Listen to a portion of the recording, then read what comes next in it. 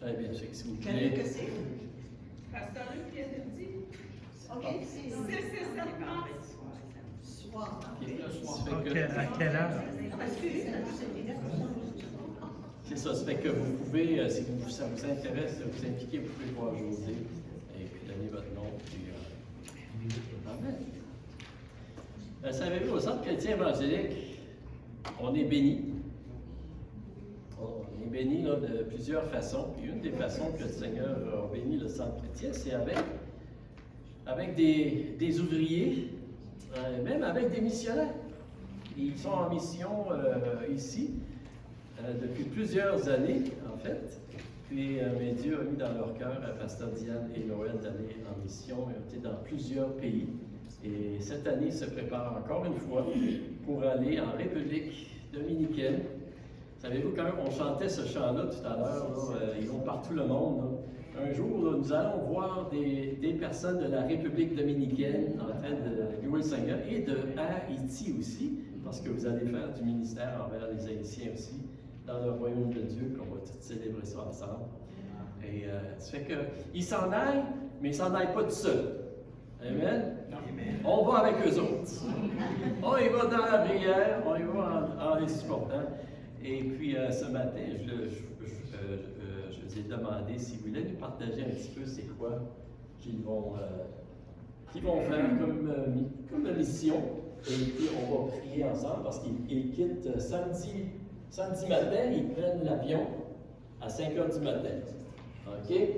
Ça fait que préparez-vous, on va avec dominicaine nous aussi. C'est juste quelques degrés de Je peux vous dire que ça donne le goût d'y aller là, quand il fait moins 30 degrés ici. Là. C'est 60 degrés. C'est drôle, je n'ai pas vu non plus. Amen. Un, deux, testing. Je veux vous dire que nous, on va là, mais tout le monde est en mission. Tout le monde est missionnaire. Quand on se lève le matin, qu'on commence à respirer, on est en mission. Quand on ouvre la porte pour sortir de chez nous, on est en mission. On est en mission dans notre famille, on est en mission quand on va à l'école, quand on est au travail. On a tous une mission. C'est comme, on n'est pas plus que personne ici, là. La seule différence, c'est qu'on va plus loin. Fait que ça, c'est une belle nouvelle. OK? C'est une belle nouvelle. Qu'est-ce qu'on va faire? Je vais le faire en 4 étapes aujourd'hui. Qu'est-ce qu'on va faire? Je vais parler de qu'est-ce que je vais faire. Il va parler de qu'est-ce qu'il va faire. Cette année, les missionnaires nous ont contactés, puis comme pour moi, le Seigneur me bénit. Il va élargir le ministère auprès de la communauté haïtienne. Je vais visiter différentes églises haïtiennes, je vais visiter des ouvriers haïtiens pour les écouter, pour prier avec eux. Puis ça va aider le ministère que le missionnaire principal, qui est Adrien Thomas et Sharon, qu'eux font là-bas. Fait qu'il a demandé de... C'est comme si je les aide à inclure dans leur réseau tous les ouvriers haïtiens. Fait que ça, c'est... Wow! Merci Seigneur. Et il va y avoir des conférences, il va y avoir des rencontres avec eux, puis tout ça. Puis du côté du programme, ça continue, le programme pour aider les gens dans des villages éloignés à mieux évaluer des situations médicales, évaluer des choses qui se passent pour être capable de faire les bonnes décisions. Fait que le programme se poursuit, puis il va s'élargir un peu. Je vais retourner dans les villages où on a enseigné, où j'ai enseigné, puis j'avais fait une clinique l'année passée, on va faire la même chose pour les aider à mettre en pratique dans ce qu'elles peuvent faire, ce qu'elles ont appris pour aider les gens du village. Et puis, pour moi, les deux choses plus qui est important, c'est l'hypertension et le diabète. Fait que je sais que tu surveilles ta tension, tu fais de l'exercice, tu manges bien, ils peuvent tout enseigner ça. Puis si ça dépasse leur capacité, bien là, ils vont envoyer voir, comprenez-vous? Fait qu'on va ajouter ça. Je retourne dans les villages où on a enseigné, puis on va avoir un nouveau village aussi où je vais pouvoir enseigner. Puis ça, c'est juste ce que Pasteur Adrien Thomas m'a donné. Je ne sais pas le reste, parce qu'avec Sharon, je vais servir aussi. Mais je le fais tu sais, comme, qu'est-ce qu'on fait, c'est qu'est-ce que tu as prêché la semaine passée, José. Dieu donne des talents, des capacités, des dons, appelez-les comme vous voulez. Qu'est-ce qu'on fait avec? On les enfouit dans la terre ou on les rend disponibles pour le Seigneur? Que ce soit ici, puis c'est pas juste Noël et Diane, là. C'est chacun de nous. Là, je prêche, là. OK?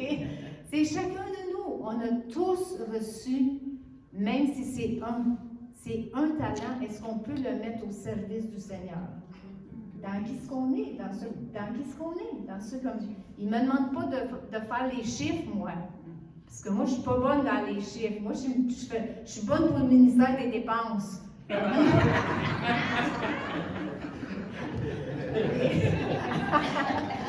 OK, mais vous comprenez que Dieu, il ne nous demande pas qu'est-ce qu'on ne peut pas faire, il nous demande il nous évite dans qu'est-ce qu'on peut faire. Fait que, merci Seigneur.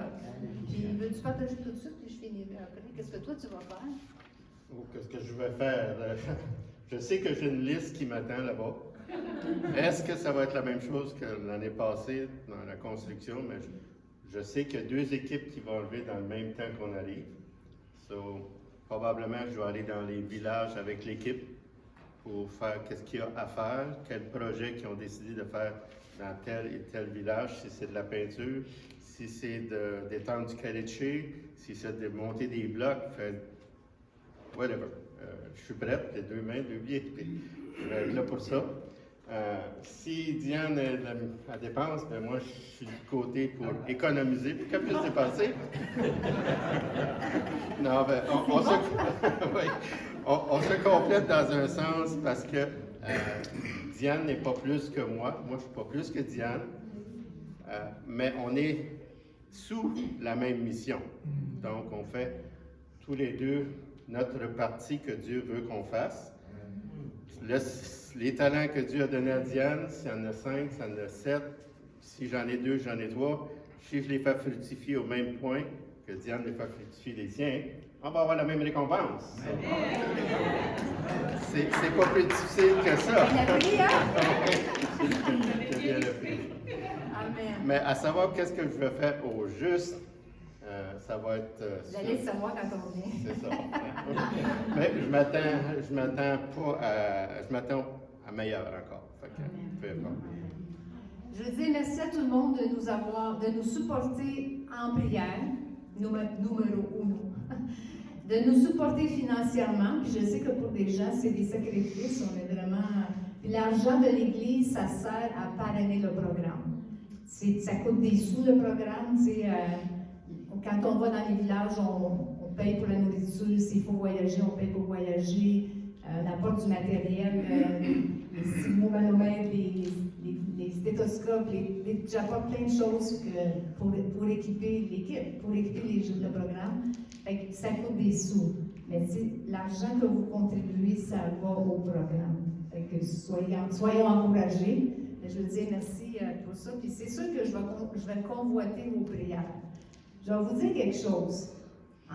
Il y a bien des années, la Deuxième Guerre mondiale, Winston Churchill a demandé aux gens de prier 1 minute par jour.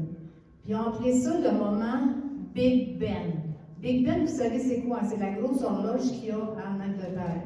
Elle s'appelle Big Ben. Il a demandé aux gens de prier 1 minute par jour parce que l'armée allemande prenait beaucoup de terrain qui était presque aux portes de l'Angleterre. Et M. Winston Churchill a demandé aux gens de prier 1 minute par jour. Je ne sais pas combien il y avait d'anglais, mais les gens ont prié, puis le Seigneur a écouté leur prière, puis ça a arrêté l'avancée de l'armée nazie. Pourquoi je vous dis ça? Parce qu'il y a de la puissance dans la prière. Il y a de la puissance dans la prière. Moi, je vous invite, c'est une invitation, de prier. Je vais aller plus loin que Churchill. Je vais demander ceux qui veulent, ceux qui sont willing, de prier 3 fois 1 minute par jour. La première minute pour Pasteur Luc, pour le Centre chrétien évangélique. Pour qu'est-ce qui se passe dans la région, pour local. La deuxième fois, peut-être c'est au déjeuner. La deuxième minute, ça va être pour le monde. Parce que si vous écoutez les nouvelles, le monde est malade. Le monde a besoin d'un sauveur. Le monde a besoin d'un rédempteur. OK? Et je sais que si nous prions, je sais qu'il y a plein de monde qui prie, on va ajouter aux prières pour le monde, pour l'Iran, pour Israël, pour le Nigeria, pour les États-Unis, pour le Canada, pour le monde. 1 minute. Et la troisième, de prier pour la mission. La protection, la sagesse, la direction, tout ce qu'on a besoin. Est-ce qu'il y en a qui sont prêts à me dire, je vais prier 3 fois 1 minute dans ma journée, à chaque jour? 3 fois 1 minute. Amen. Moi, je peux-tu rajouter quelque chose de mathématique là-dessus? Ouais. Si vous priez 1 minute pour nous autres, si vous décidez de mettre ça en deux, 30 secondes pour Diane, 30 secondes pour moi. Puis, après ça, ben, s'il dit, OK, ben, m'a prié 30 secondes pour Diane, 30 secondes pour Noël, 30 secondes pour Diane. Ah, mais après ça, 1 minute pour nous deux. OK, après ça, 30 secondes pour Valérie, 30 secondes pour Pasteur Luc, 30 secondes pour Pasteur Luc, 30 secondes pour Valérie, 1 minute pour ça. Anyway, faites-vous un horaire, puis peu importe comment ça finit. Vous allez avoir du temps pour prier. Je suis certaine que nous allons voir Amen. quelque chose se passer. Pour ici, pour le monde. Puis soyons pas découragés de ce qui se passe dans le monde, parce que nos yeux, oui, on est des sentinelles et on observe. Moi, j'ai hâte de revenir et de prêcher là-dessus. J'ai plein de choses à dire. C'est comme le Seigneur, nos yeux, oui, on observe, on est des sentinelles, mais nos yeux sont là. C'est celui qui est au-dessus de tout. C'est celui qui sait tout ce qui se passe, puis qui contrôle tout, puis qui va faire amener à sa gloire, puis toutes les petites et les grosses affaires qui se passent, là, il va le faire amener à sa gloire. Il n'a pas dit son dernier mot. Il le dit à la croix, mais je veux dire, il n'a pas dit son dernier mot sur ce qui se passe dans le monde. Mon cœur est plein d'espérance, même s'il y a de la turbulence. La turbulence, ça ne dure pas toujours. Quand tu es en avion, ça arrête à un moment donné. Puis il t'avertit avant en plus. Attachez vos ceintures, on va passer une zone de turbulence. Ils nous avertissent. On est avertis, on voit comment ça va. Mais soyons encouragés, parce que Jésus est au contrôle. Amen. Je ne sais pas s'il y en a qui ont entendu Mark Carney, son discours. Il a dit que le Canada était une sentinelle pour le reste du monde. C'est ça. Ça, c'est vous qui a dit ça. Oui. Amen. C'est prophétique. Que le Seigneur fasse du Canada une sentinelle, certainement. Comme son cœur à lui. Oh oui, oui, oui. Oui. Est-ce qu'on peut se lever debout ensemble? Et je vais inviter, je voulais vous avancer peut-être un petit peu, je vais inviter Ayane, puis Magloire, José aussi, les membres du comité, du conseil, de venir. Et puis, on va prier pour nos missionnaires. Amen. Pasteur Diane, puis Noël. Le Seigneur les a équipés. Hein? Il les a préparés. Il a fait son œuvre en eux autres, puis on veut vraiment les confier aux soins de la grâce de Dieu. Le Seigneur, nous voulons te remercier ce matin, Seigneur. Alléluia.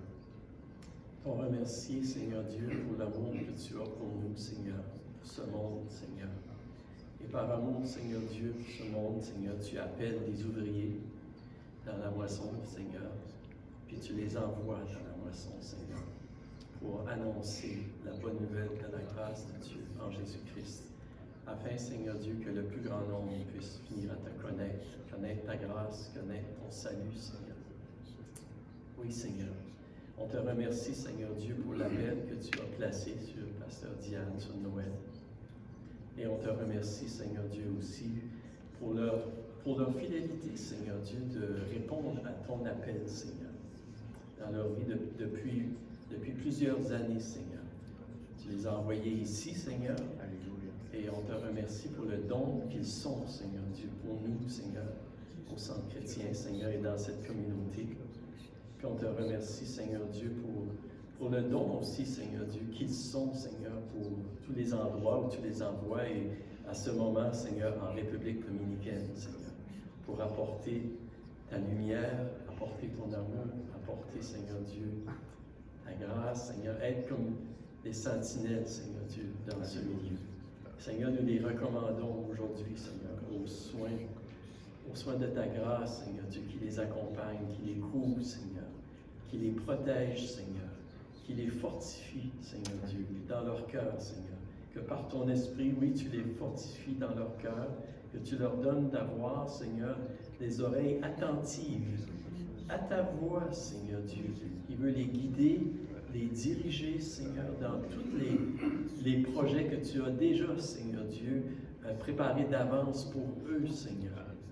On te demande, Seigneur Dieu, de les aider à être, oui, d'être sensibles à ta voix, Seigneur, et d'obéir à ta voix aussi, Seigneur. On te demande, Seigneur Dieu, oui, d'ouvrir les portes pour eux, Seigneur. Seigneur, afin qu'ils puissent exercer leurs dons et leur ministère, Seigneur, dans la puissance de ton Saint-Esprit qui change les vies, Seigneur. Oui, Seigneur. Nous les recommandons aussi, Seigneur, à toi pour leur santé, Seigneur. Alléluia. Seigneur, toi, Seigneur Dieu, c'est toi qui nous guéris, Seigneur Dieu. C'est toi, Seigneur Dieu, qui pourvoit pour nous, Seigneur. Et nous prions la santé dans le nom de Jésus. Alléluia. La santé physique, la santé mentale, Seigneur, la santé à tout égard, Seigneur Dieu.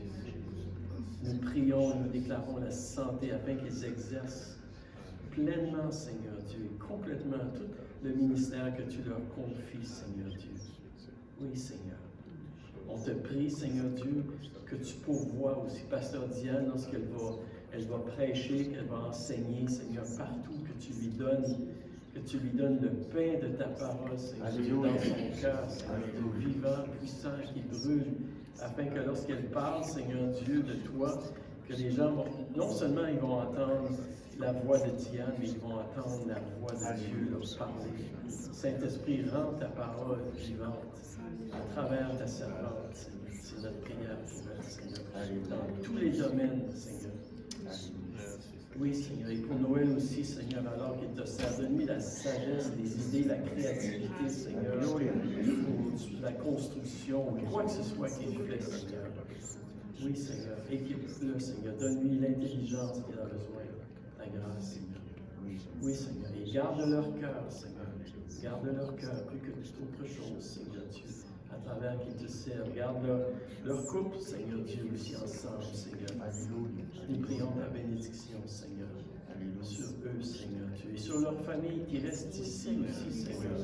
Protège leur famille, Seigneur. Sois avec Martin, Seigneur, avec Jason, avec Olivier, leur famille, Seigneur. Protège-les, Seigneur Dieu. Garde-les, Seigneur Dieu. Alors, Seigneur Dieu, que Noël et Diane sont dans un autre pays, Seigneur. On te remercie, Dieu. On te remercie, Père, que tu sois glorifié à travers leur vie, Seigneur. Que leur vie te rende gloire et honneur. C'est ça le plus grand désir de leur cœur, Seigneur. C'est ça leur prière, Seigneur. Et on s'accorde, Seigneur, avec eux dans cette prière, Seigneur. Merci, Père. On les remet aux soins de ta grâce. Et aide-nous d'être là aussi pour prier, Seigneur, pour intercéder, pour se tenir à la brèche pour eux, Seigneur Dieu. Oui, Seigneur. Merci, Père. Merci, Père. On te demande toutes ces choses dans ton puissant nom, Seigneur Jésus. Et on te remercie à l'avance pour ce que tu vas faire. Et on te donne toute la gloire et l'honneur. Alléluia. Jésus. Amen. Amen. Soyez bénis. Bon voyage. Prenez du soleil pour nous autres. Prenez un peu de soleil pour nous autres.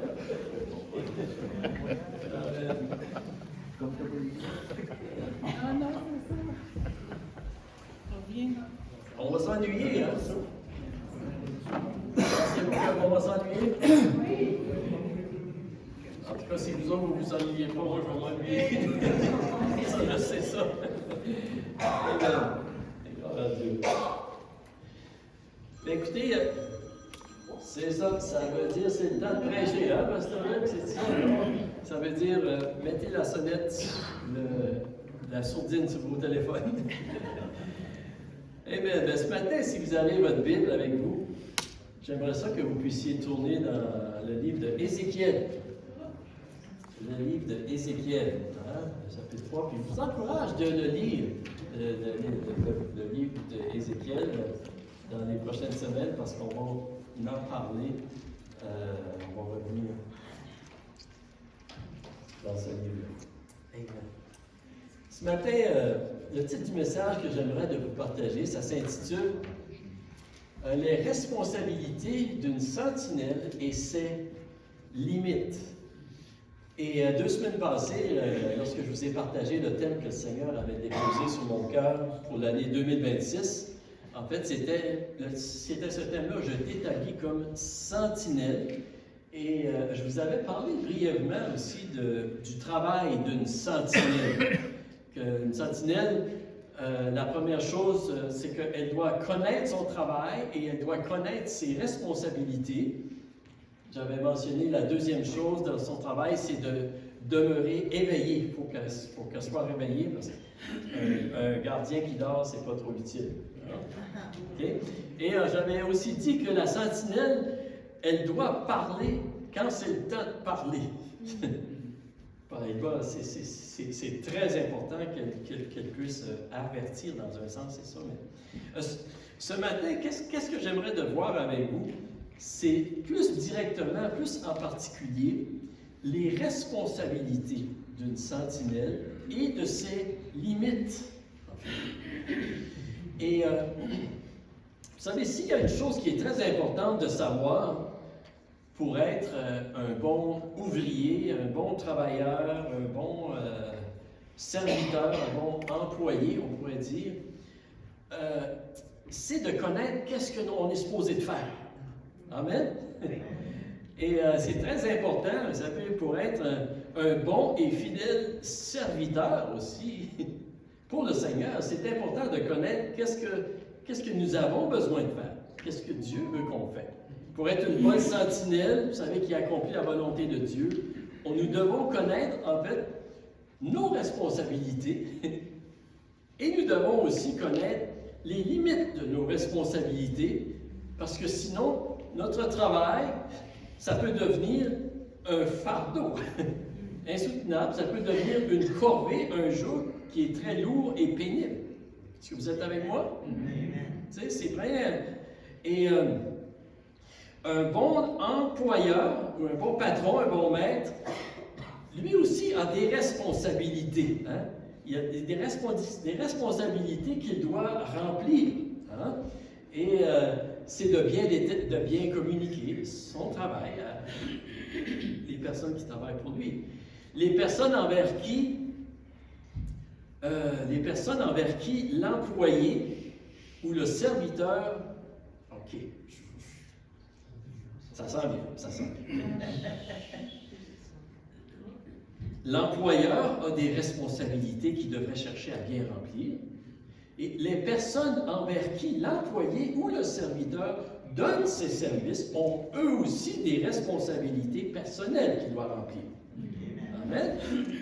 Et le serviteur qui reçoit des tâches dont il est personnellement responsable, il devrait les percevoir comme un encadrement dans lequel il devrait servir, il devrait faire son travail. Ça, c'est des bornes qui devraient être établies seulement. C'est ses responsabilités. Amen. Okay. Et un bon patron, il prend ses responsabilités et il ne demande pas à ses serviteurs, à ses employés, d'être responsables pour ce qu'ils ne devraient pas être responsables. Amen. Et ça, c'est un principe vraiment de justice important dans notre monde pour un bon fonctionnement social dans notre monde. C'est comme ça, vous savez. Et c'est sûr qu'on devrait, parce que des fois, on n'est pas toujours fidèle à nos responsabilités, quel que soit où ce qu'on est. Et c'est pourquoi nous devrions être compatissants et miséricordieux lorsque d'autres personnes ne rencontrent pas toujours leurs responsabilités. Et tout comme Dieu est gracieux avec nous lorsque ça nous arrive. Amen? Vous êtes encore avec moi? OK. Vous savez, lorsque Dieu nous a sauvés en Jésus-Christ, il nous a donné des dons, hein? Des talents, comme je vous ai partagé la semaine passée. Il y en a 5, 2, 1. Et avec ces talents-là, Dieu il nous a donné aussi des responsabilités. Et comme la Bible dit, on devrait mettre nos dons au service des autres pour la gloire de Dieu. Oui. Pierre 4:10. Et parmi l'appel et les responsabilités que Dieu nous a données, en tant que chrétien, en tant qu'enfant de Dieu, c'est d'annoncer la bonne nouvelle de la grâce de Dieu en Jésus. C'est de partager la parole, de faire connaître le médicament, en fait, qui donne la vie, la vraie vie, hein, la vie éternelle. Et même la Bible nous dit de partager ce message en toute occasion, favorable ou non. On devrait être prêt de partager la bonne nouvelle à travers de nous, dans notre monde. Et en d'autres mots, c'est d'être une sentinelle pour le Seigneur. Et vous savez, je ressens et je crois que l'appel d'être une sentinelle aujourd'hui, en 2026, est particulièrement pertinent pour les temps que nous vivons et pour qu'est-ce qui s'en vient dans notre monde.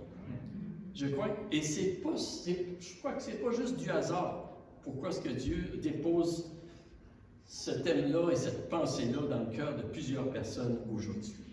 Et alors que nous voyons plusieurs signes qui nous pointent vers un retour imminent du Seigneur, on ne sait pas quand, là, puis il ne faut pas donner une date ou un moment particulier, mais il y a plusieurs signes qui nous montrent que ça s'en vient, vous savez. Et on voit un rejet grandissant dans plusieurs endroits sur notre planète, un rejet de la foi. On voit ça aussi.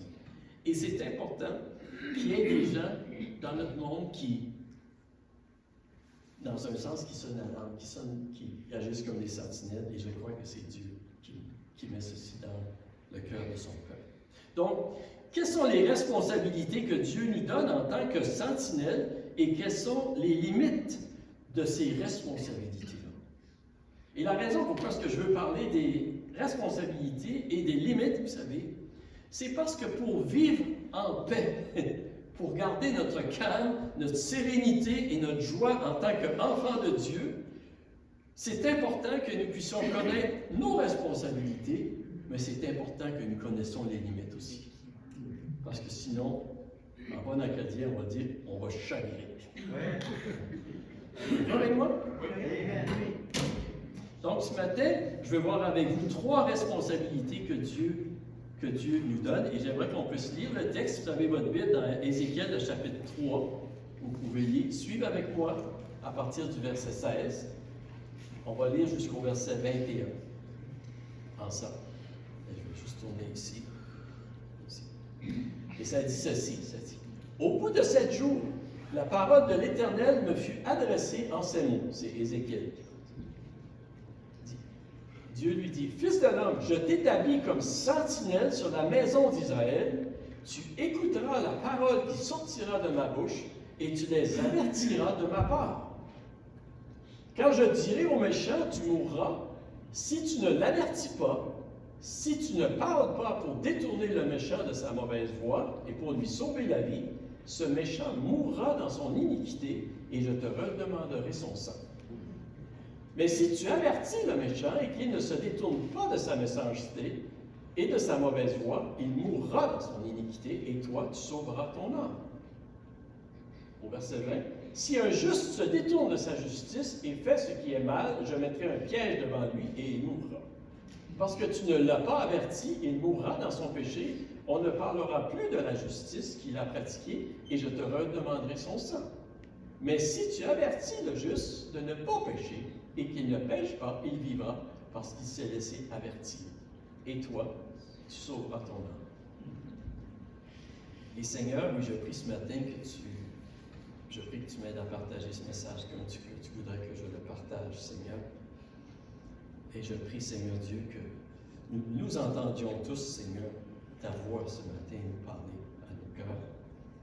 Et je prie, Seigneur, que ce message puisse servir à ta gloire, à l'avancement de ton royaume, à l'édification de ton Église et au salut du plus grand nombre.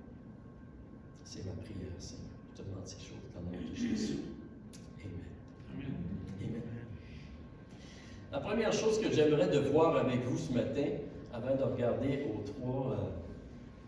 les trois responsabilités, c'est le contexte du message de Ézéchiel. On pourrait dire que c'est un contexte, c'est un message difficile dans un contexte difficile. Vous savez. Ézéchiel, il vivait dans les années environ 600 avant Jésus-Christ. Puis, à ce moment-là, la nation d'Israël, et en particulier Juda, parce que les 10 tribus du Nord, ils avaient déjà été déportés et exilés par les Assyriens à cause de leur abandon de l'Éternel en 722 avant Jésus-Christ. Donc, Juda, c'est les 2 tribus du peuple de Dieu qui restent à Jérusalem et dans ce territoire-là. Et à ce moment-là, ils se sont éloignés de l'Éternel. Ils ont abandonné l'Éternel, on pourrait dire, c'est l'apostasie, l'abandon de la foi à ce temps-là. Il y avait des idoles partout, il y avait des hauts lieux, des faux dieux. Le peuple, il pratiquait des choses abominables. C'était la corruption parmi le peuple d'Israël à ce moment-là, Juda.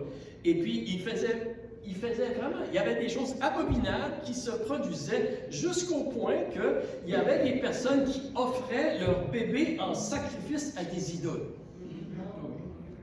Vous pouvez le lire, c'est dans la Bible. Affreux. Qu'est-ce qui se passait? L'immoralité, le déclin moral, c'était flagrant. Qu'est-ce qui se passait? C'est important de comprendre ça, vous savez. Et après plusieurs avertissements de plusieurs prophètes, comme Jérémie et Ésaïe, le peuple ne s'était pas détourné de leur péché, de leurs mauvaises actions, de l'injustice, de l'idolâtrie qui était en train de pratiquer, vous savez. Et dans son amour pour son peuple, Dieu avait averti son peuple des centaines de fois, plusieurs manières de revenir à lui, là, vous savez. Et son peuple, il ne l'écoutait pas. Il n'écoutait pas. Et Dieu, il a pris tous les moyens qu'il pouvait, mais son peuple n'écoutait pas. Et Dieu a dû prendre des grands moyens, entreprendre des grands moyens pour ramener son peuple vers lui. Vous êtes avec moi? Il a entrepris de juger son peuple, en fait, de le discipliner, de châtier son peuple pour le ramener dans la vérité, dans la justice, dans la sainteté, pour le purifier de ses mauvaises œuvres. Et oui, c'est vrai, Dieu nous aime comme on est, mais il nous aime trop pour nous laisser comme on est. Mais c'était le contexte du livre de Ézéchiel, du message de Ézéchiel. Et déjà, lorsque Ézéchiel a écrit, déjà les Babyloniens, avec le roi Nebuchadnezzar, ils avaient déjà venu à Jérusalem. Ils avaient déjà déporté plusieurs Israélites à Babylone. Il y en avait déjà qui avaient été déportés. Et dans la première déportation, ils avaient pris l'élite,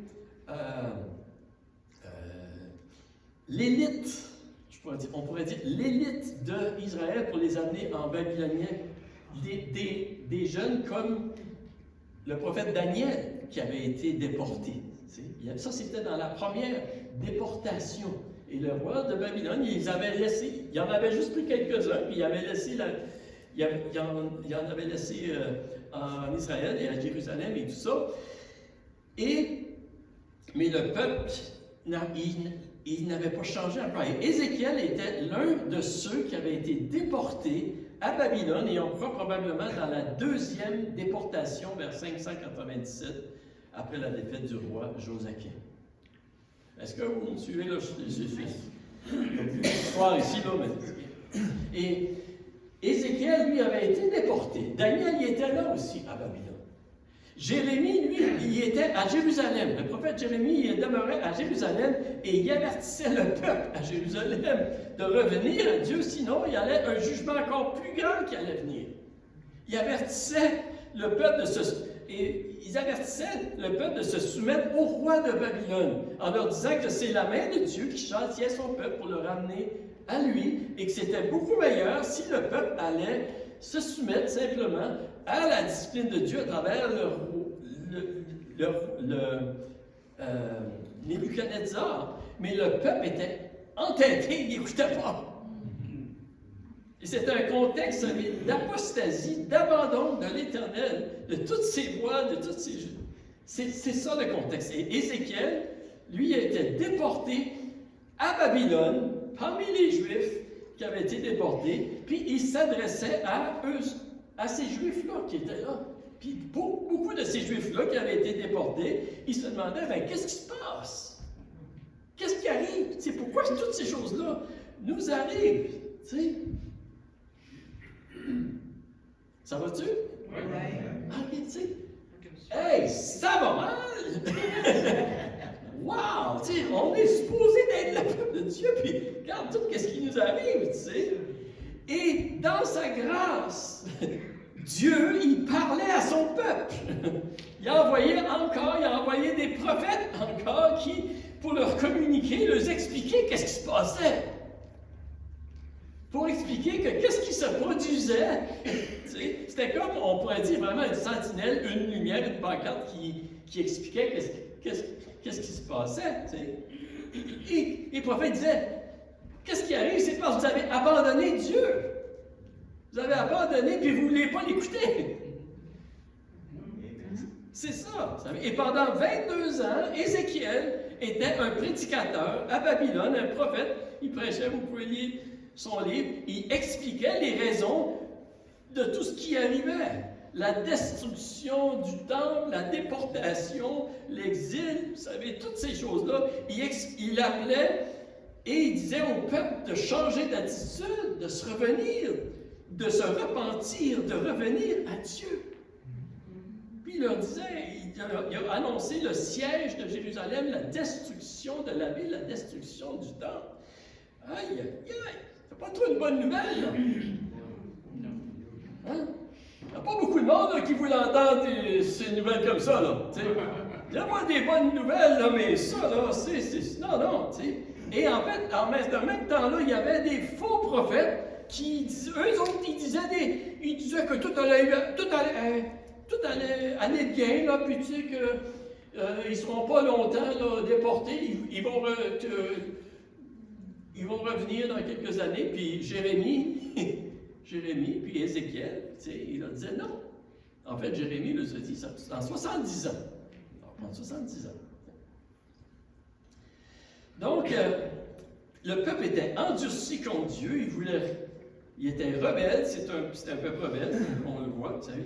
Et Dieu dit à Ézéchiel, je veux que tu leur annonces, je veux que tu leur annonces mon jugement parce que mon peuple m'a abandonné. Auriez-vous aimé ça d'être à la place d'Ézéchiel? Non. Il n'y avait pas de job facile. Et en fait, c'est le message qu'on retrouve dans le livre d'Ézéchiel. Et dans le livre d'Ézéchiel, on retrouve aussi un message, pas seulement pour le peuple d'Israël, mais pour les nations avoisinantes, parce qu'il y avait des nations avoisinantes qui se réjouissaient que qu'est-ce qui arrivait avec le peuple d'Israël. Ils étaient contents là, ils n'étaient pas meilleurs. Eux autres aussi allaient être jugés, parce qu'eux autres aussi, ils se moquaient du Dieu d'Israël. Mais juste pour une petite parenthèse pour nous encourager ici un peu, là, c'est qu'à la fin de son livre, si vous lisez tout le livre d'Ézéchiel, à la fin de son livre, Ézéchiel annonce un message d'espérance pour le peuple de Dieu.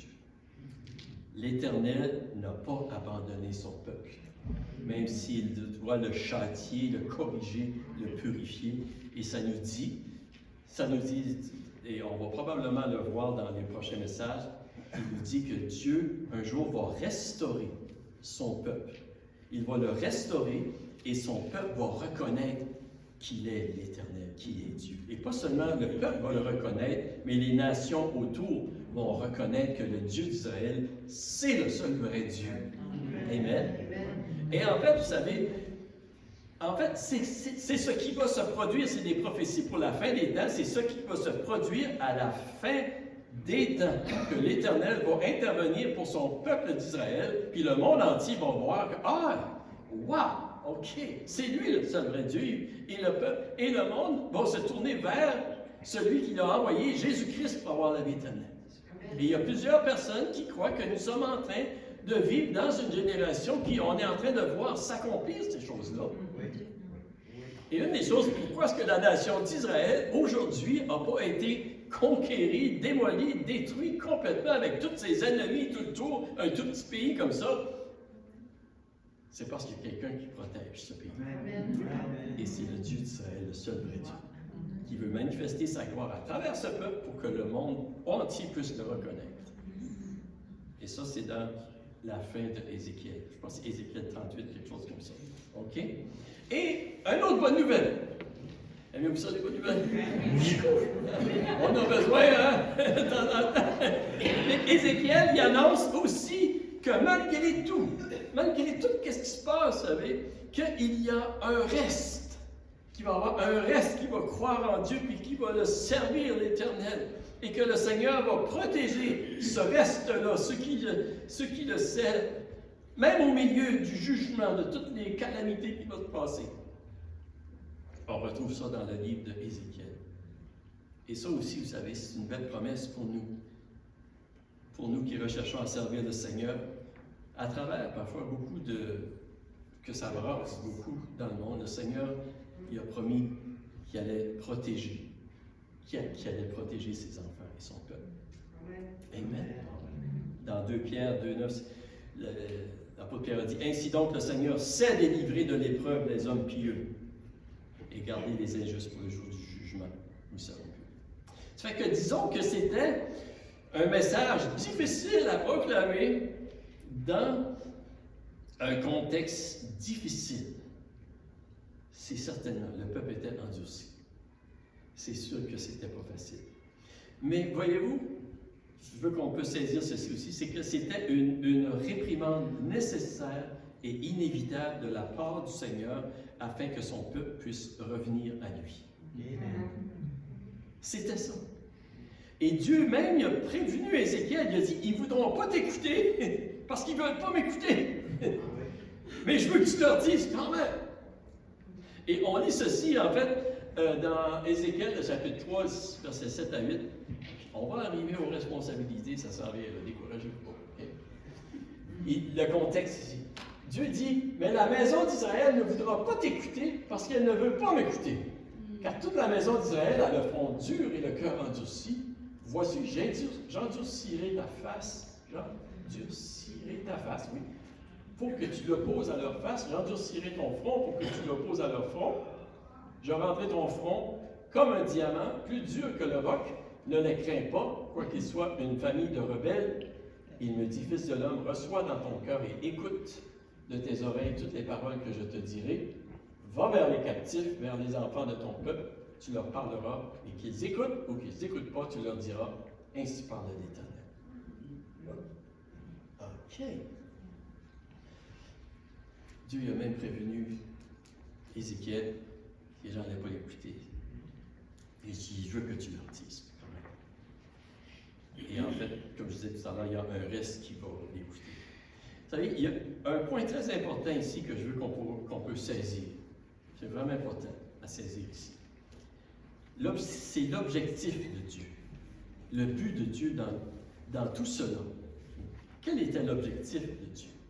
L'objectif de Dieu, là, dans tout cela, c'est que le peuple, un jour, allait revenir à lui, qui allait reconnaître qu'il était Dieu, vous savez. Et une des raisons pourquoi est-ce qu'il voulait qu'il entende quand même, c'est qu'à un moment donné, il allait se rappeler, il allait voir, il allait reconnaître que c'est Dieu, l'Éternel, qui est le seul vrai Dieu, puis il allait revenir à lui. Êtes-vous avec moi ce matin? Le but de Dieu, là, le but de Dieu, c'est toujours de sauver le plus grand nombre. C'est toujours de faire du bien. C'est toujours ça, le but de Dieu. Même quand on lit la Bible dans l'Ancien Testament, des fois on se demande: aïe, c'est rough, hein? C'est rough des bouts, hein? Mais c'est toujours dans le but de sauver le plus grand nombre. Dans l'Ancien Testament, comme dans le Nouveau Testament. Ça n'a pas changé, c'est le même Dieu qu'on sert. L'apôtre Paul il a écrit ceci, hein?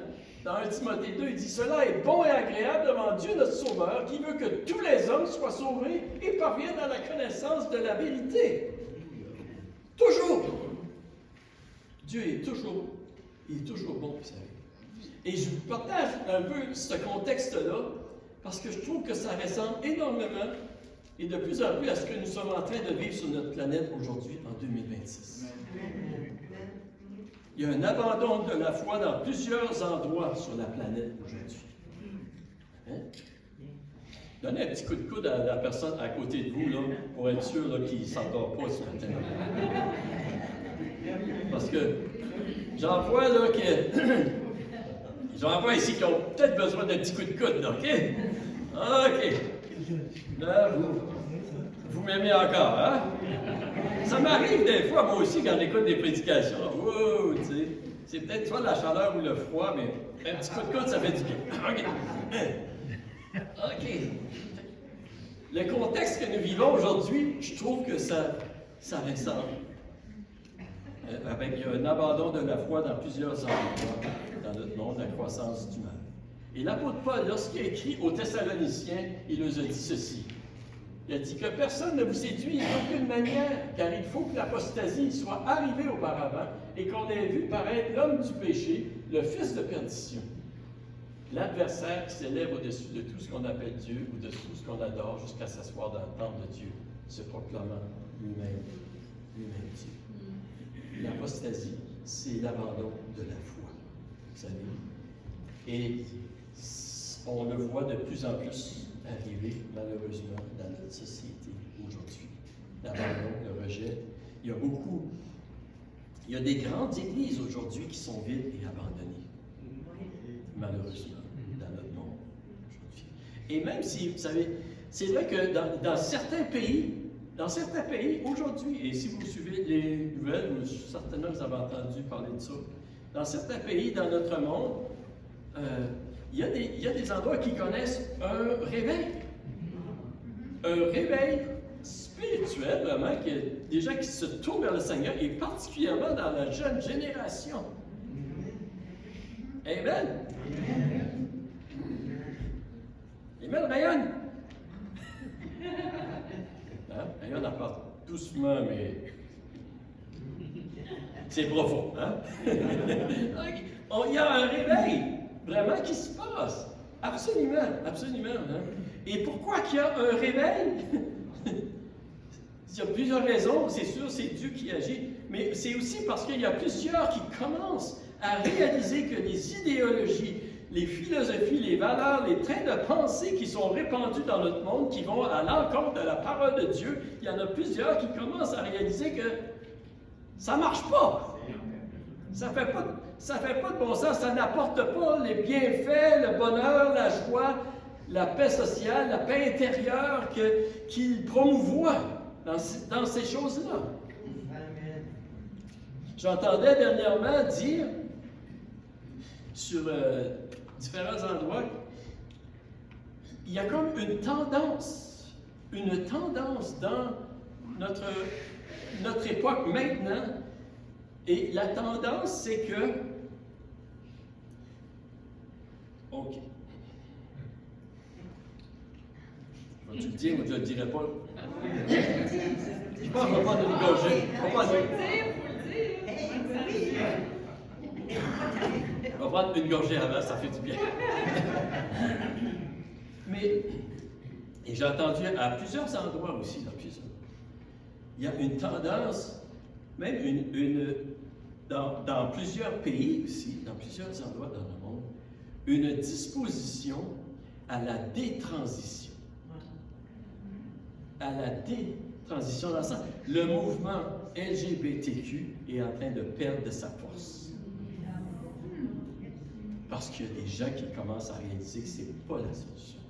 C'est pas ce qu'ils cherchent. Puis, comprenez-moi bien, là, je dis ça, là, je dis ça avec respect, puis avec amour, puis avec compassion pour les gens qui ont suivi cette direction-là. Vous êtes avec moi, là? C'est pas un esprit condamnant. On est tous pécheurs. On a tous besoin de la grâce de Dieu. Parfois, on prend des mauvais chemins. Mais il y a des gens, il y en a de plus en plus qui commencent à revenir, qui commencent à réaliser qu'ils ne trouvent pas ce qu'ils cherchaient dans ça. Et qui reviennent aux valeurs judéo-chrétiennes pour trouver qu'est-ce qu'ils cherchent. Et continuons à prier et à aimer et à partager la vérité avec ces gens. Et même, il y a plusieurs personnes dans l'islam qu'il y en a de plus en plus qui se convertissent au christianisme parce qu'ils voient les mauvais fruits que produisent l'islam, et surtout au niveau social. Il y en a plusieurs. Même en Iran, vous savez, en Iran, il y a beaucoup de chrétiens, il y a beaucoup de gens qui se tournent vers Dieu. Et vous savez, le but de Dieu, en appelant Ézéchiel à être une sentinelle et à sonner l'alarme, c'était que les gens puissent revenir dans le bon chemin. C'était ça, c'était le cœur de Dieu, le cœur de compassion de Dieu qui veut ramener son peuple. Et Dieu voulait les expliquer le pourquoi des événements difficiles qui se produisaient, c'était pour en sauver le plus grand nombre. Et il ne faut jamais penser que Dieu est méchant. Même lorsqu'il permet et envoie le jugement ou des choses difficiles. Ce n'est pas avec joie que Dieu envoie le jugement, c'est avec regret, et c'est après des multiples avertissements, comme il le fait avec son peuple, qu'on le voit dans l'Ancien Testament. Dieu est toujours bon, il est patient, il est lent à la colère, il est miséricordieux, rempli de bienveillance et gracieux. Et tu diras amen à ça?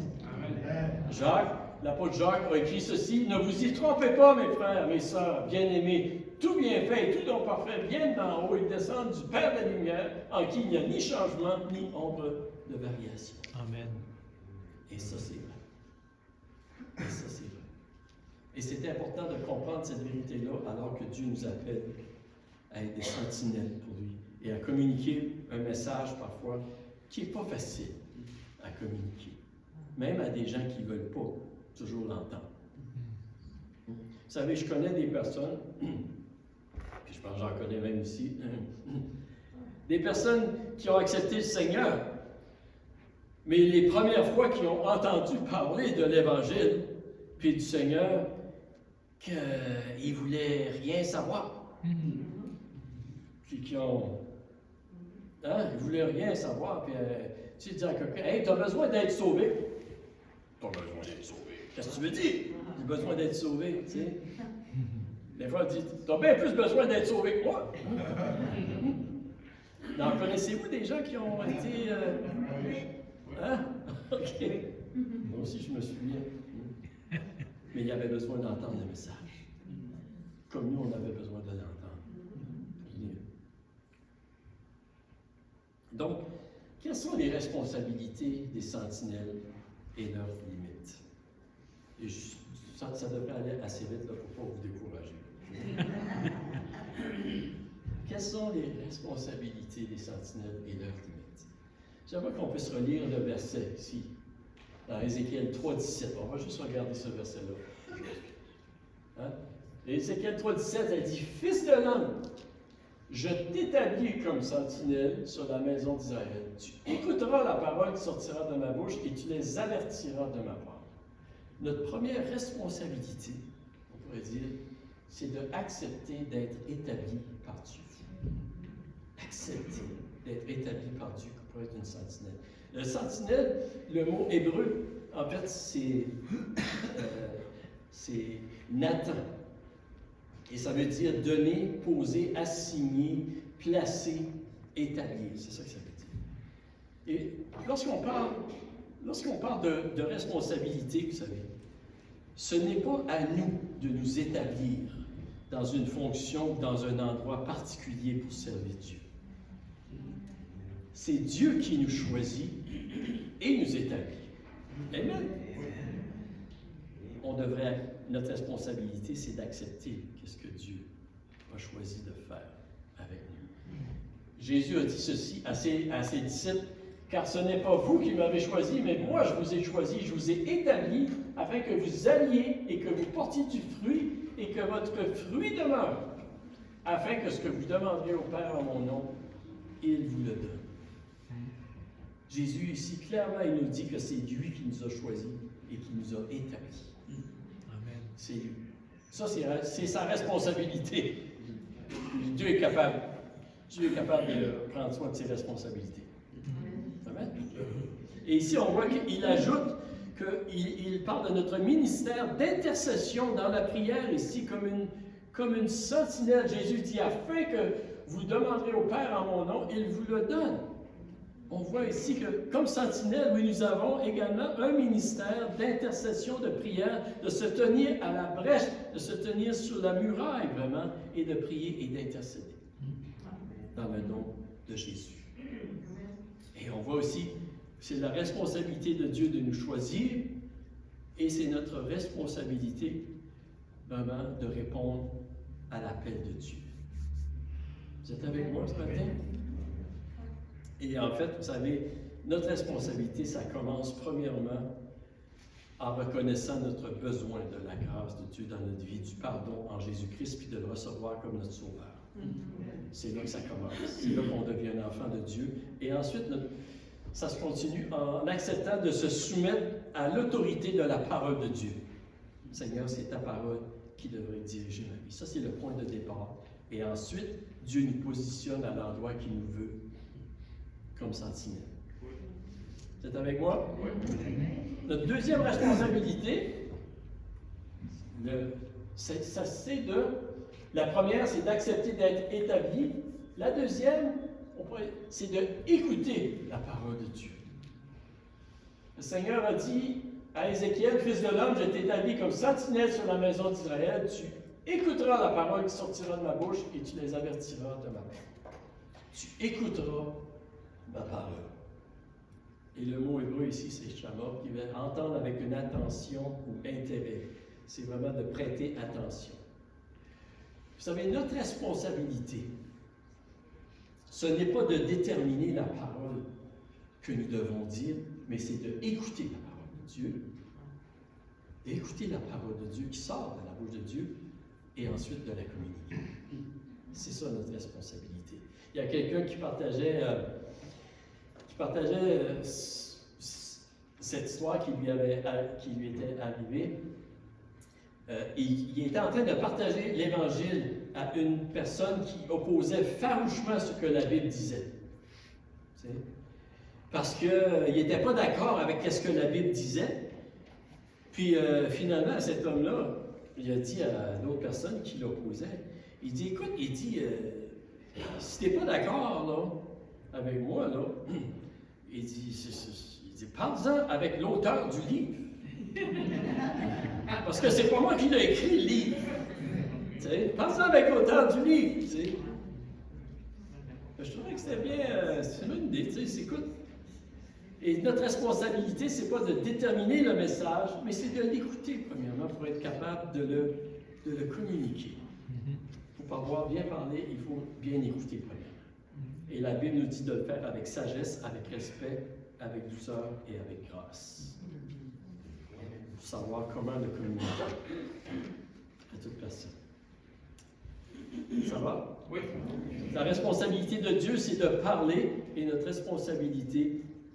deuxième responsabilité, c'est d'écouter. Puis il y a plusieurs manières vraiment que Dieu nous parle. J'en ai parlé 2 semaines passées, je ne veux pas revenir sur toutes ces choses-là, même si ça me tente, mais je ne veux pas vous garder ici toute la journée. Notre troisième responsabilité, je pourrais dire, la première, accepter d'être établi, la deuxième, écouter la parole de Dieu, puis la troisième, c'est avertir de la part de Dieu. Dieu a dit à Ézéchiel, fils de l'homme, je t'ai établi comme sentinelle sur la maison d'Israël, tu écouteras la parole qui sortira de ma bouche et tu les avertiras de ma part. Tu les avertiras. Et les avertir, le mot avertir en hébreu, c'est zahar, qui veut dire réprimander, enseigner, signaler, briller. C'est ça qu'on peut traduire de différentes manières. J'écoutais un exemple dernièrement au niveau de la sentinelle que je trouvais que ça nous aide à comprendre. Et c'est comme, ça disait, une sentinelle, c'est un peu comme, en fait, lumière qui avertit lorsque le train s'en vient. Il dit, c'est comme s'il y a une personne qui est couchée sur une voie ferrée, sur des trains de train, et que le train s'en vient. Bien, le travail de la sentinelle, du gardien, c'est d'avertir la personne qu'il y a un train qui s'en vient puis qui devrait s'enlever de la voie ferrée. Hein? Et c'est un peu comme les lumières rouges là, qui flashent, là, ça veut dire, OK, va pas là. Ou le klaxon, là. Hein? Et c'est un peu ça, finalement, la responsabilité d'une sentinelle, c'est une des responsabilités principales d'avertir pour protéger les personnes. Dans l'Antiquité, vous savez, les sentinelles, ils se tenaient sur les murs d'une ville pour protéger la vie. Ils devaient rester réveillés, ils devaient rester alertes et ils devaient avertir quand il y avait un danger. Il a déjà été une sentinelle. Hein? Aujourd'hui, tu es une sentinelle pour le Seigneur. Hein? Donc, qu'est-ce que je veux qu'on puisse comprendre également ici, là? C'est que la sentinelle n'était pas responsable des événements qui se produisaient et elle n'était pas responsable de la réponse de ceux à qui elle donnait les avertissements. Elle était responsable d'avertir puis de sonner l'alarme. Elle devait bien remplir son travail, mais elle ne devait pas prendre le fardeau sur elle des conséquences si elle avait bien effectué son travail. Amen. Et ça, c'est les limites des responsabilités. Et c'est la même chose pour nous aujourd'hui. Nous devons connaître nos responsabilités et être fidèles à les responsabilités que Dieu nous donne, et nous devons connaître aussi les limites de nos responsabilités si nous voulons dormir en paix dans la tempête. Pas dormir quand on est de garde. Vous comprenez ce que je veux dire? Est-ce que vous êtes avec moi ce matin? Oui. C'est important. L'appel d'Ézéchiel était avant tout d'être une sentinelle, demeurer réveillé, demeurer attentif sur le tour de garde, d'avertir les personnes appropriées lorsqu'il y avait un danger. C'était sa tâche. Et il n'avait en fait aucun contrôle sur les autres événements. Il avait seulement le contrôle sur ses responsabilités, sur lui-même. Et c'est important comme enfant de Dieu qu'on puisse comprendre ça aujourd'hui. Oui. Si nous voulons être des sentinelles. Et je termine. J'ai entendu quelque chose dans les dernières semaines, ça m'a fait réfléchir vraiment beaucoup. Puis, ça parlait un peu des responsabilités, des limites, puis comment les deux sont importantes pour avoir la paix. Et qu'est-ce que j'entendais? Qu'est-ce que ce prédicateur-là, puis c'est Tim Keller, si jamais il y en a qui le connaissent certainement. Je trouve que c'est un très très bon prédicateur. Il écrit plusieurs bons livres aussi, mais il disait ceci au sujet des inquiétudes et de l'anxiété. Et je dois vous dire que c'est facile de s'inquiéter puis de devenir anxieux aujourd'hui. Vous êtes d'accord avec moi? Oh oui, c'est très facile.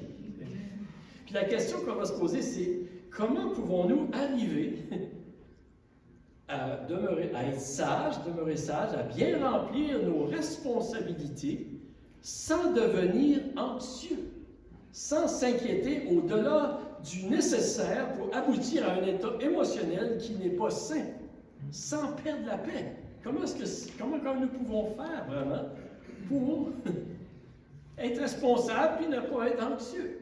La définition de l'anxiété, il y en a une que j'ai trouvée qui dit ceci: l'anxiété est une peur excessive, démesurée ou répétée qui vous fait souffrir et vous empêche de fonctionner. Et ce prédicateur-là, pasteur Tim Keller, il disait que nous devenons anxieux lorsque nous essayons de contrôler les choses que nous ne pouvons pas contrôler. C'est à ce moment-là que nous devenons très anxieux et que nous perdons la paix. Et il disait pour ne pas se laisser contrôler par l'anxiété, nous devons accepter nos responsabilités et les limites de nos responsabilités. Puis moi, en tout cas, ça m'a aidé. Et comme enfants de Dieu, nous ne sommes pas appelés à vivre dans l'anxiété, mais dans la paix. Jésus a dit, je vous dis ces choses afin que vous ayez la paix. Et pour vivre dans la paix, on doit être prêt d'accepter nos responsabilités, un peu comme Ézéchiel, mais sans prendre des responsabilités qui ne nous appartiennent pas. Et c'est à ce moment-là qu'on peut être des sentinelles efficaces, puis qu'on peut avoir la paix aussi en même temps. Puis c'est pas évident avec tout ce qui se passe.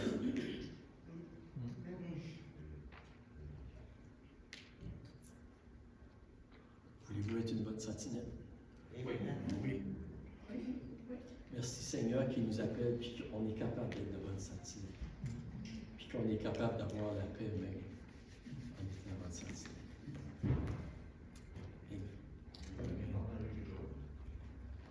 Je veux bien Réal. Non, tiens, viens Réal.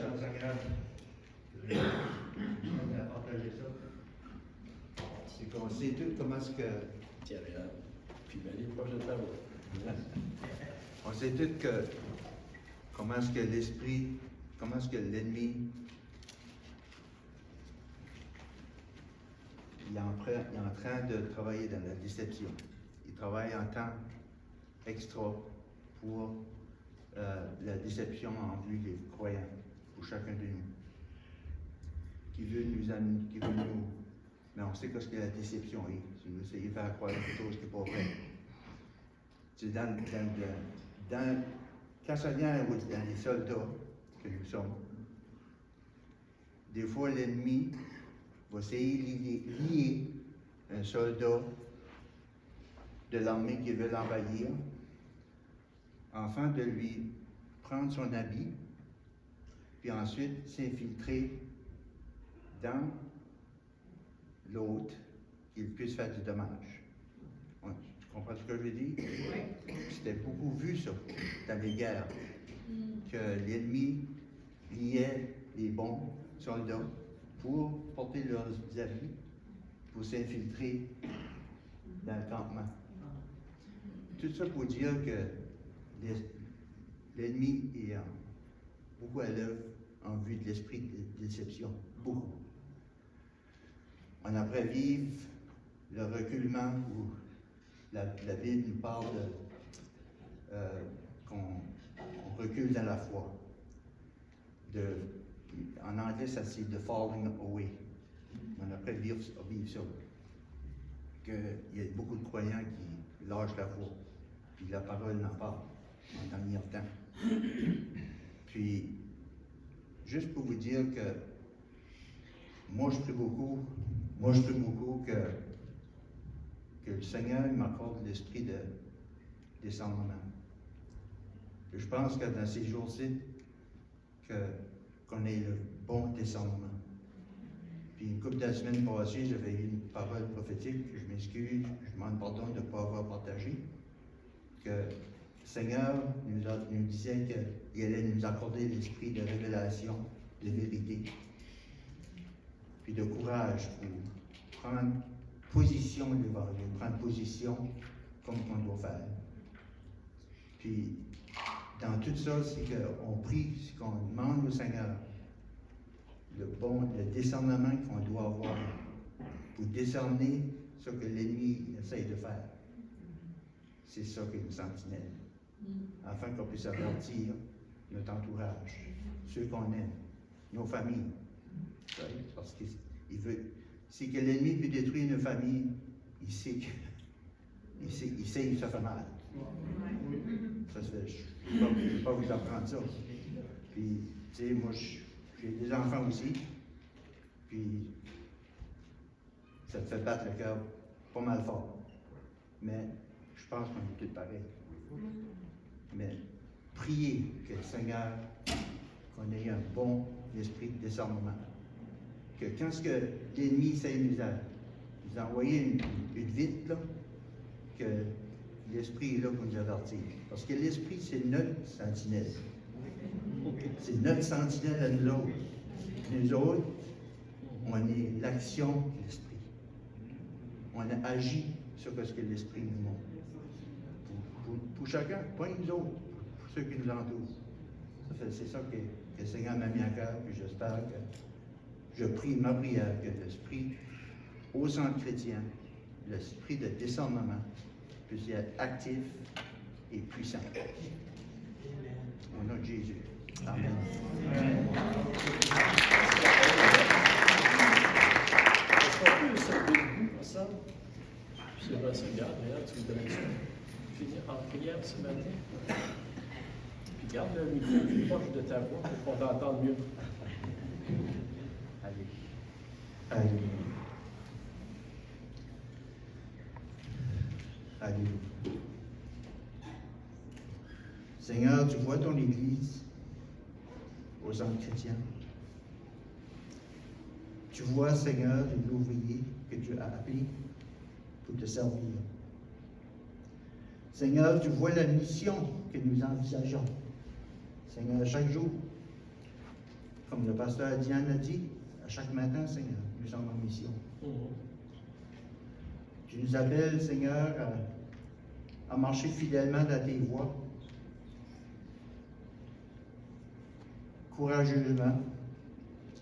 Puis, Seigneur, avec un esprit de vérité aussi, Seigneur, qu'on puisse partager. Puis que, Seigneur, que, comme tes apôtres ont marché, Seigneur, que tu veux qu'on nous annonçons le royaume, qui est ton amour, qui est venu ici pour sauver les pécheurs, que tu les aimes et qu'il y a de l'espoir pour tout le monde. Mais Seigneur, dans ces temps, Seigneur, tu vois, Seigneur, comment est-ce que la bataille va, Seigneur. C'est pas facile. Seigneur, comme il dit, nous avons besoin, Seigneur, que tu nous guides par ton Saint-Esprit, que tu verses ton esprit de vérité et de révélation parmi chaque croyant ici, Seigneur, ce matin. Et Seigneur, enfin qu'on puisse marcher, Seigneur, dans l'assurance. Et que, Seigneur, qu'on puisse y être des sentinelles à laquelle que tu nous appelles de être. Et que, Seigneur, je te prie de déverser le don de discernement sur cette assemblée avec grande puissance. Seigneur, afin que l'ennemi ne peut pas apporter la déception. Que la déception ne rentre pas dans les portes, Seigneur. Et que toutes les flèches que l'ennemi puisse envoyer, Seigneur, soient brisées, Seigneur, par la puissance de ton esprit. Et je sais qu'il y en a beaucoup qui brisent déjà qu'on ne voit pas, Seigneur. Parce que tu es un Dieu qui est toujours à l'œuvre, Seigneur. Alléluia. Mais je te demande, Seigneur, de protéger chacun et chacune de cette assemblée, Seigneur. Qu'ensemble, qu'on puisse marcher coude à coude, Seigneur. Qu'on puisse se garder, se protéger un à l'autre, s'avertir un à l'autre, Seigneur. Identifier les traits que l'ennemi veut nous envoyer, Seigneur. Alléluia. Oh, Seigneur. Seigneur, je te prie, Seigneur, qu'il y ait une force qui sorte de cette Église, Seigneur. Une force, Seigneur, que toi seul peux donner, Seigneur. Le courage. Qu'on ait l'audacité, Seigneur, qu'on a besoin d'avoir pour prendre position pour la parole, position pour l'Évangile. Qu'on puisse défendre l'Évangile dans l'amour, dans la vérité. Alléluia. Alléluia. Que toi seul, Seigneur, que tu peux nous accorder à travers de ton esprit, parce que tu as dit, c'est par ton esprit que toutes choses soient faites. Alléluia. Alléluia. Je te demande, Seigneur, de verser ton esprit de discernement sur cette assemblée. Sur le pasteur, premièrement, Seigneur. Le berger que tu as établi, Seigneur. Oui, Seigneur, parmi nous. Je te demande de le protéger, Seigneur. Je te demande de le protéger, de briser les flèches qui viennent vers lui, Seigneur. Les flèches de l'ennemi, Seigneur. Lui et sa famille, Seigneur. Seigneur, tu vois, toi, tu connais toutes les ruses de l'ennemi, Seigneur. Alléluia. Garde-nous, Seigneur. Garde-nous, Seigneur, afin qu'on puisse, Seigneur, y être les sentinelles en laquelle tu nous appelles. Au nom de Jésus. Amen. Amen. Que Dieu vous bénisse abondamment, tout le monde. Je vous souhaite une bonne semaine. Et puis, je crois qu'il y a du café chaud.